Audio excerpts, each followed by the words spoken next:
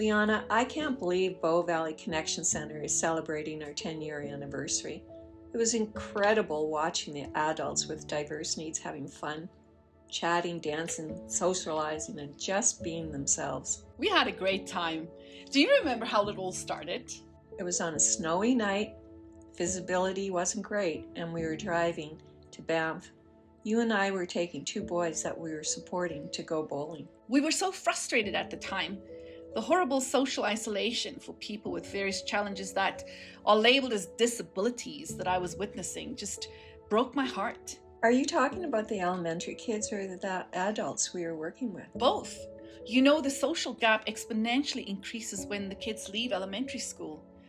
Anyway, we were driving in the van. That was the tipping point. I remember talking about the need for a hub, a place where people can meet. I have this vivid image of me driving, and you leaned over and said, "Let's do it." Yeah, and as soon as I said it, there really was no turning back for us, was there? Well, I thought if we do this, if we start creating a space where people could come together and connect with each other, I was glad I was doing it with you, and I truly mean that. Well, looking back, we really had no idea what we were getting into, but I have to say, I have no regrets. I didn't realize it was a huge responsibility and commitment, but it was so critical. You know, Dorothy, I've known you for over 20 years, and I know bringing about change for people with diverse needs and abilities has always been important for you. That first job title you told me about was just so cringy, and yet it showed where things were back then. It's even difficult today to say it. In 1975, I was hired as a mental retardation counselor. As a young adult, I was disillusioned.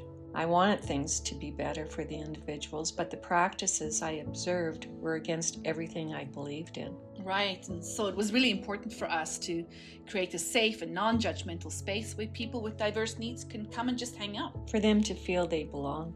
I like how we got our name. It's funny, you know, the one word that kept popping up in our conversations was connections, and that's really what we wanted this to be about. But it's interesting how since then, you know, how the connection term keeps coming up with other agencies in the Bow Valley. I think it's because connection isn't just for one group of people. I really believe it's a universal human need. It all goes back to how we felt that it was imperative, you know, to build bridges amongst participants of BVCC and their community. In the beginning, we just did social events.